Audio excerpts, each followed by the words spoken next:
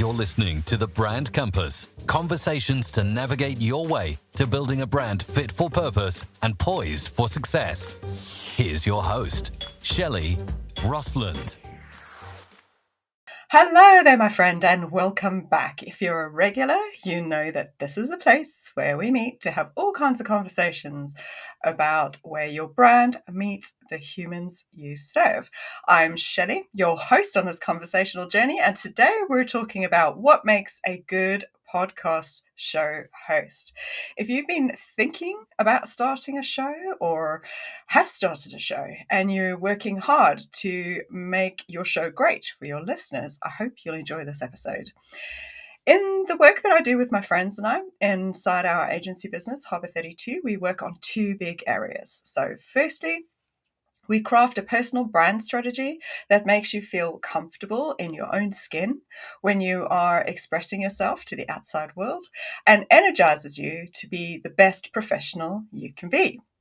And the second area we work on is designing and creating podcast shows for our clients who choose that as their main way to get their voice heard and demonstrate their value for their audiences. Now, those two areas work very well together, which is why we focus on them, and we get to create something that's truly fits the genius of our clients. Today, I'm going to bring on one of my personal brand strategist friends so we can share some of the nuances that we feel are really intrinsic to embodying your personal brand as a podcast show host, and what does that actually look like. So I won't do a long intro because you'll all know of him already. He came on episode 37, Mark Franklin, and we talked a little bit about how the stories we tell actually reveal who we are. So without further ado, please welcome Mark Franklin. Hello, hey, Mark. Hello.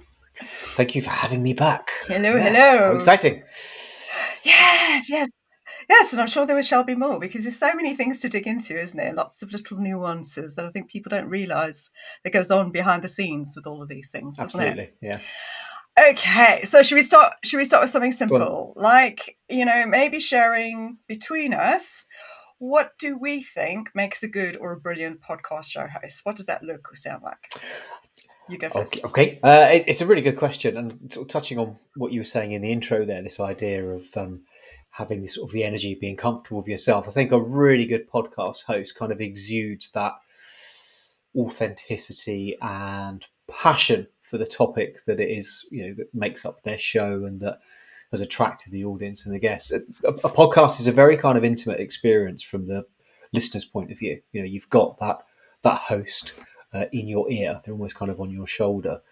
And you want that conversation to feel as if it's solely for you. As if you're really kind of included and involved in the moment, and the host is kind of bringing you in and kind of answering the questions you want to ask and capturing that curiosity that you've got that kind of drew you to the show in the first place. What about you, though, 𝗘𝗣𝗜𝗦𝗢𝗏? It almost makes you feel, for me, so I think it's a bit of that balance between the listening and the asking of questions. So I like what you said there, because it feels like if you had an episode, for example, where there is a guest on and the host is talking to a guest, you almost feel like as a listener, you want it to be so juicy that you're like a fly on the wall in one aspect, isn't it? And you're almost being let in on a secret conversation, which is quite nice. So I think if they can get that dynamic right, that's pretty brilliant. So I think there's a balance between the listening and the questioning, because sometimes the genius in an episode might come out when a host just picks on a nuance, for example, where a guest has said something, and instead of like keeping on the track of what the question was, the host actually picks up on it, and then all of a sudden, boom, the episode starts going in completely different ways. I mean, those are really magical type of episodes, aren't they? Yeah. Well, like you say, it's that kind of curiosity. A good host kind of follows where the conversation's going. They're authentically listening. They're bringing out the best of the person in front of them, and they're not sort of committed to their script, stuck in this is this week's message and I must get it out no matter what. They're kind of really kind of evolving the episode to be its very best.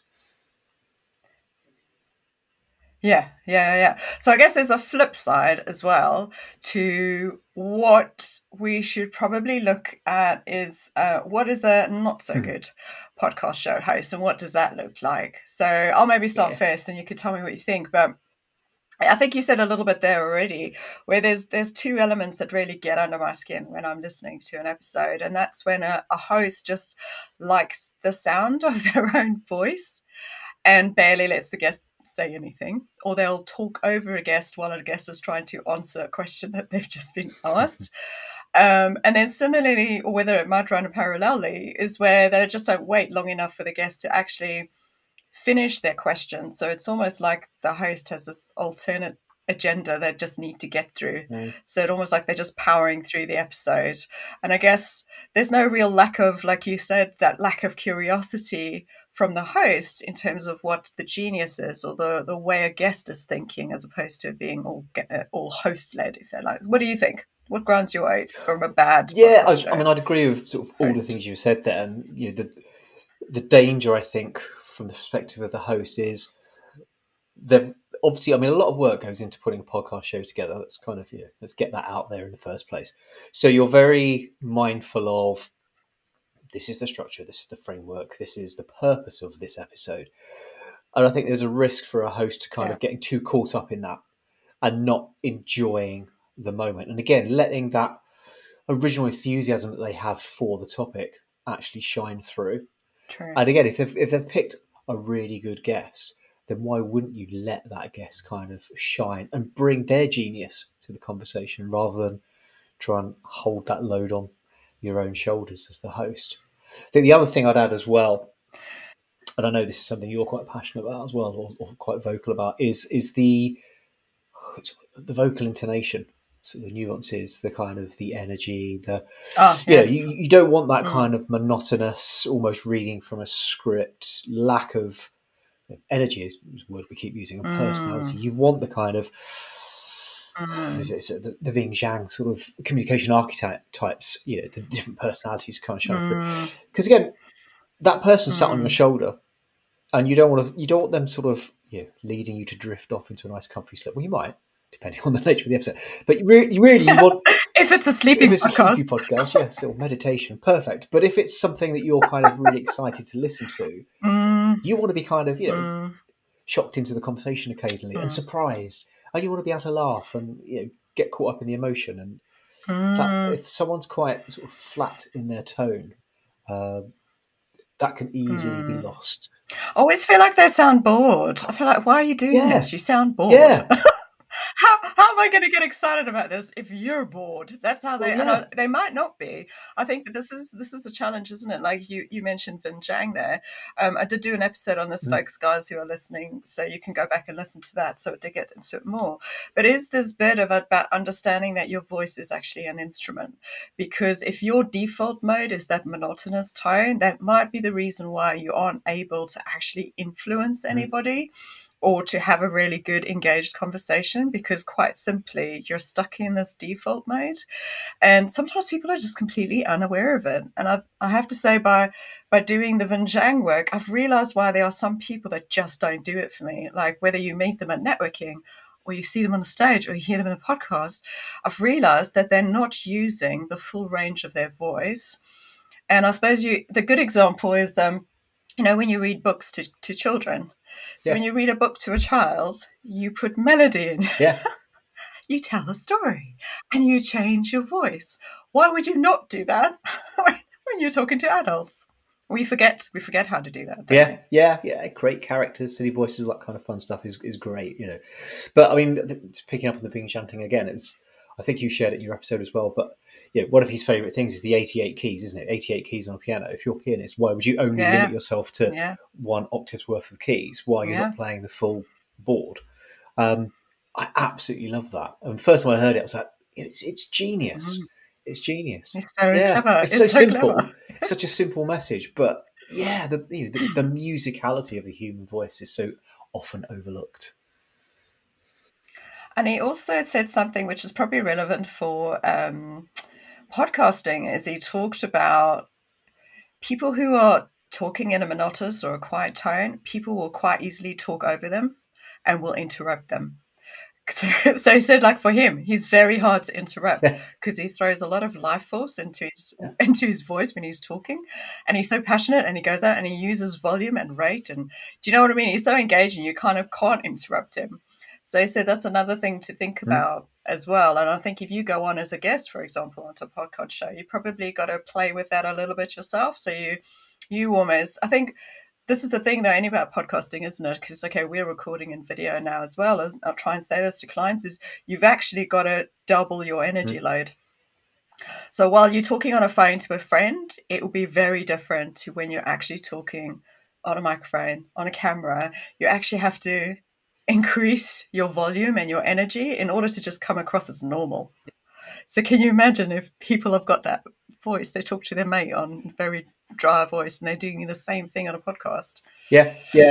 We'll all be sleeping. I mean, you can almost sort of get into the world of theatre, aren't you? Everything about sort of being on stage in a theatrical production, as opposed to sort of cinema on TV, is ever so slightly exaggerated, isn't it? Because you've got to reach that person at the back of the auditorium. I love that. Yeah, it's a really good point, well made. And as you say, that relationship between host, guest perhaps, but audience in particular, it's all about keeping the conversation so full of sort of sparkle that you can't, you want to tune into the next week's episode or next fortnight's episode. That little blue dot that comes up on Spotify or whatever telling you there's a new episode available. You want to be excited by that as an audience member.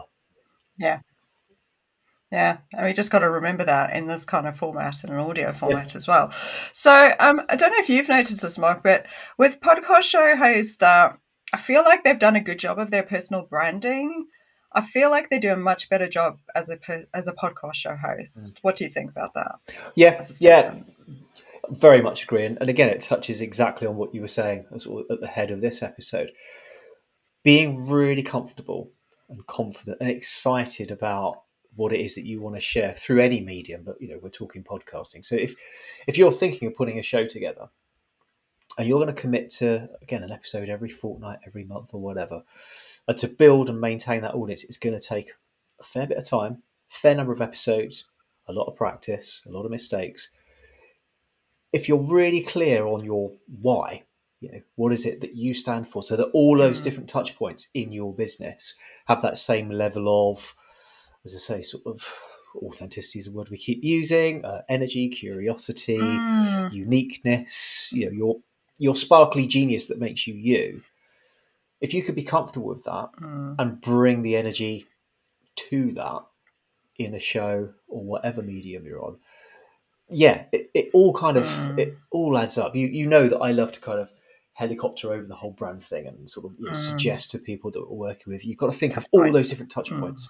Every single, be it a social media post, a podcast show, a video short that you've done, a conversation you're having, a networking, but whatever it is, you want that consistency so people know, that's the very best Shelley. That's the Shelley I'm going to get if I start working with her. That's the Shelley I'm going to get if I pick. It all kind of pulls together in a really lovely way. And yes, doing the work on your brand, your personal story, really does add a huge amount of value. That was a long answer to the question, wasn't it? But you know what I mean.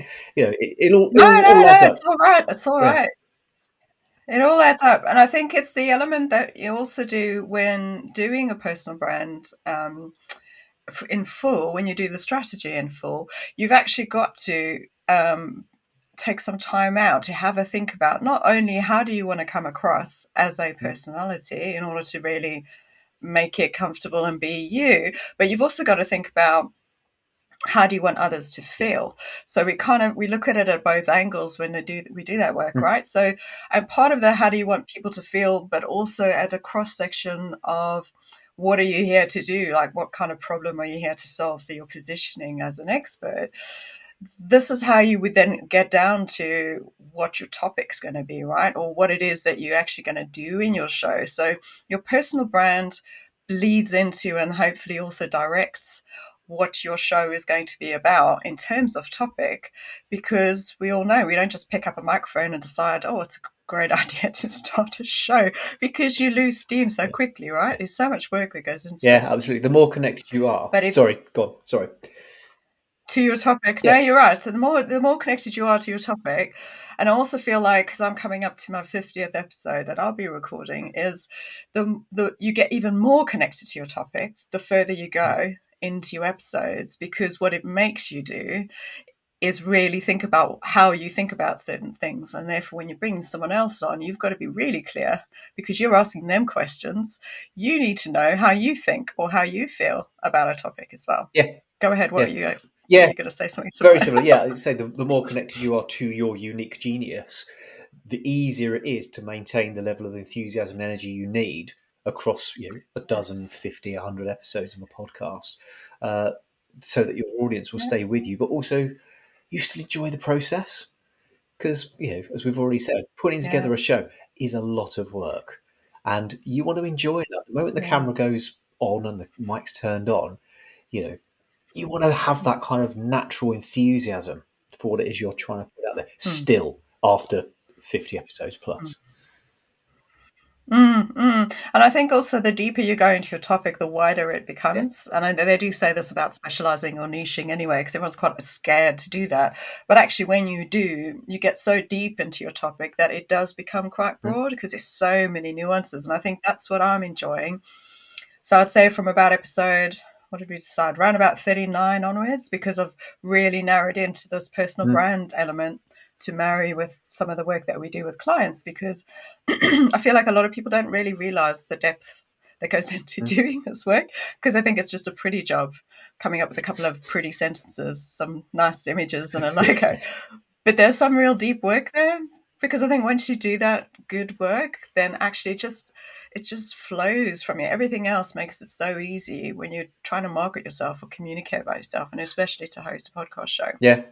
Yeah, and if I may, just picking up on sort of that sort of change in your own journey, and again thinking about some of the things that you've been working on the last year, again reconnecting to that personal brand and spending more time on your own story, I think really has kind of helped elevate the show as well. So it does show for sure.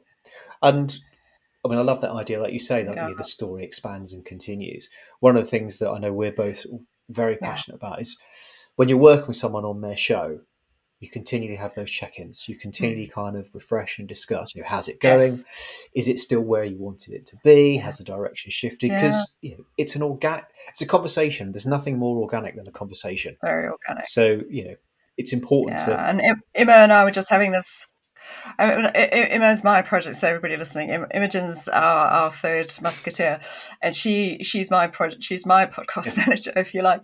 And we were talking about this because I said, look, I'm getting to episode 50 now, and I feel like we almost need to check in from when I initially did, when you initially do your strategy or planning or branding, like this is what I'm going to create, you need to somehow find a point where you need to circle back and go, is it still that? And do I need to evolve it or morph it, or am I still on track, type of thing? So that'll be in my process in the next month or so, is to actually do that. I think, go, is it still this? Because I feel like my topics have deepened and then widened. So my initial kind of topics that I'd initially thought about for my show, they're still true, but I've kind of gone down a little. What's that? Where's the place in Harry Potter where you go to buy your wands? Diagon Alley. Diagon Alley. Okay. I feel like I've entered Diagon Alley and I've kind of gone down a little alley. Do you know what I mean? And found another couple of shops. Shelley's head's gone away with the fairies. So I feel like that can happen. Yeah, but again, I think that's a really exciting thing, because again, as a good host, letting the conversation flow, again, exploring that curiosity. You would have had guests on that have made you think about something new, and that's like, oh, that's a topic that I'd like to explore in a couple of episodes' time. Definitely. And that's really good, because rather than, like we said, what makes a bad podcast host is someone who just knows what they want to talk about and sticks to it. Whereas a good podcast host is open to those ideas and flexing and curious. I know it's a word you love, but it's such an important word. And a really good show demonstrates the curiosity of the host and captures the curiosity and imagination of the audience. And also choosing the right guests, right? Yeah. You know, picking the ones that are actually going to be of value to your audience are really important.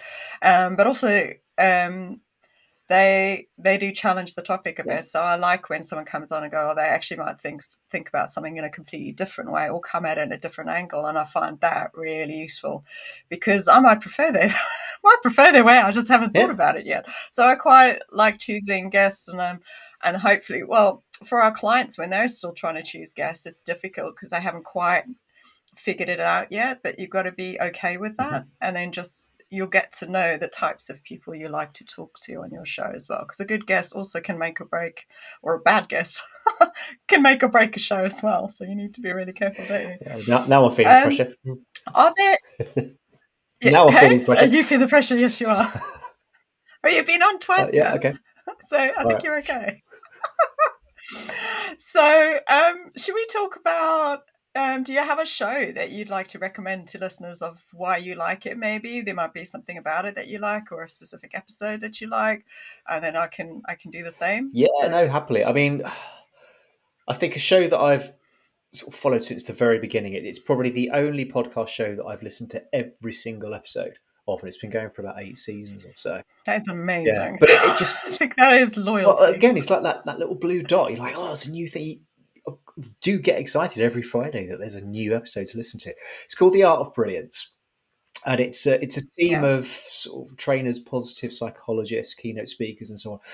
Their glorious, very simple message is, you know, live your best life, and it's all to do with happiness and so on. Because it's a team, there's different hosts each week. So there's different voices, so that in itself brings, you know, different energy and nuance. At the moment, the current series they're doing, I think they're only 5 minutes long each episode, not including the kind of intros and outros.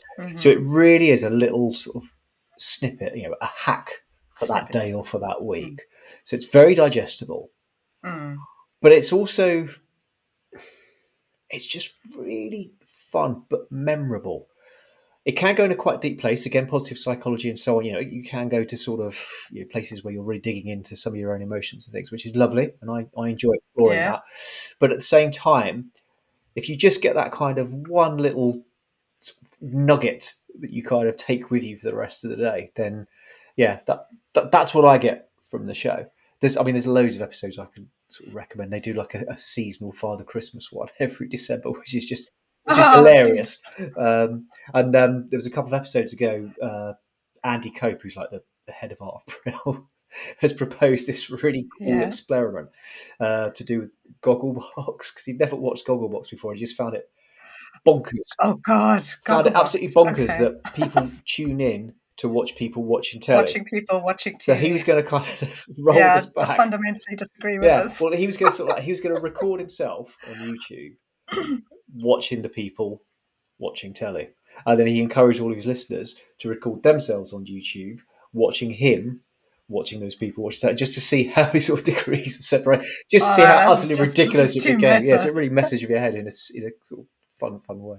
And I think sort of like the message at the end was like, don't do this, just go out and have a conversation. Be nice to somebody. Have a fun day. Yes. Ignore all that nonsense. Anyway, that's a good show. It's a really good show. What's yours? So mine, as you know, is great company. It's Jamie Lang. And he was a bit of a, I've told you the story too many times now. I feel a bit bad telling it to you again, but this is for the listeners. So if anybody doesn't know who Jamie Lang is, you might be like me. I was not a reality TV person. So Jamie came on, I think was it the first season of Made in Chelsea? What was it? I can't remember now. It was years ago. I never watched it. Go on, carry on. You're going to just take hands off. You're going to take hands off. Because I agree where you're going. Go on, sorry. Yeah. So I kind of flitted. I kind of knew his face from Made in Chelsea. Didn't really watch the show, but because I lived in London at the time and the show had been launched, they were supposed to be in Fulham or wherever it is that they are. That's the only reason I'm like, oh, okay, that's interesting. So kind of let that go. And then I was listening to the High Performance podcast, which I quite enjoy, depending on who the guests are on that. So and this guy comes on, and I was like, whoa, this guy's quite good. Like when they were talking, it was a really lovely, genuine conversation. And he was also being so empathetic to the host and asking really nice questions back to the host, which no guests really do. But he did it in such a nice, gentle way as well. It was very nice. And I was like, oh, who's this person? Like, who's this Jamie Lang? And then when I searched him up, I was like, oh my goodness. Actually, he did talk about it on the show. He's from Made in Chelsea. I was like, no, this cannot be true. And I went, and he'd launched another podcast. He's got one with his wife, I think, and he has a company, 𝗘𝗣𝗜𝗦𝗘𝗟𝗟𝗟𝗘, knew nothing about any of this stuff. And so his show is called Great Company, and it's so smart, it's so clever, and he's just so lovely. His producer comes on in the beginning, and they have a little chin wag beforehand, and then at the end as well, which I quite like, but it's done in a nice way. It's not a lot of advertising or anything like that as well. But he's just such a lovely host, and he's got a beautiful voice, really articulate, but he's so curious. He's like, he will go off on a tangent because he'll listen to something and then he'll question something and then he'll question something again. But he gets such lovely stuff out of his guests. And episodes, I would suggest the Shania Twain one, which really got me. He was really, really lovely with her, and Rylan. Because they're friends as well, like energy that was going on, like the banter between the two of them was just hilarious. It was so nice to listen to. I felt like I was on the couch kind of watching the two of them have a conversation. But it was really good. Yes, that's what I would suggest as a listen for anybody who wants to. You haven't listened yet, have you? I haven't, but I mean, much like you, I'm not really a fan of reality TV. Plus, fact, an Essex boy. Reality TV. So as an Essex boy, it was 𝗘𝗣𝗜𝗦 really rather than Chelsea, if I was going to go in any direction. But really? Well, okay. But still unbearable. But we were at the podcast show, weren't we, back in May? And I just stumbled into a seminar in one of the rooms, and he was facilitating. Jamie was facilitating, and he was phenomenal. And had I connected the name even before I'd walked in the room, I might have thought, like, oh, I don't know about this. But he was, like you say, genuinely curious, fantastic facilitator, brought it back around to the topic at hand, but involved everybody. And it was, I mean, fair play. Really, really good. Really good. Yeah, really, really good at it. So I was just so he's a bit of a so I'm having a bit of a Jamie crush at the moment. Like I do for lots of content creators, like, oh, they're so lovely and I love them. But when people are so smart and articulate and they're just being themselves as well, I just find it fascinating. I think it's just, and then to bring that to a show, it's just, what more can you ask for? Yeah, well, exactly. Like, coming back to what makes a good host, you want them to make you feel like that. They're sat on your shoulder, they're whispering in your ears. You want that kind of sort of coat. You want to lean in and sort of, it's lovely. Yeah, and he actually had Trini, Trini and Susanna. And again, they were like before my time. I'm South African, so I missed this whole what not to wear situation. But he had Trini on, and she was actually fascinating to listen to because she was like pre-social days. She'd been on Oprah 3 times. It was fascinating to hear how the business used to work back in those days. And she was also, she was just saying that this bit that we said before, like you have to keep recalibrating as well over time and thinking about what you're actually talking to your audiences about within your show or whatnot. But again, he was just so brilliant in his questioning with Trini. It was like, it was fascinating. And there was things where she's like, no, I'm not talking about that. No, I'm not talking about that. So she could have been difficult, but she did it in a nice way to go, yeah, I'm not going into that. And he was really good about it as well, and he was sympathetic to it. He wasn't like he was going after her. He was just like genuinely curious. But it's just anyway, really enjoying it at the moment. Cool. Oh, thanks for coming on, man, Mark. I'm hoping everybody listening will realize that there's nuances, right, to having a podcast show, and that it's not as easy as you're winning from day one when you hit record. What's the one big takeaway you want people to get from our conversation today? Enjoy the process, I think. If you are considering putting together a podcast show, coming back to the engaging in your personal brand, understanding your purpose and the direction you want to take it, but have fun with it.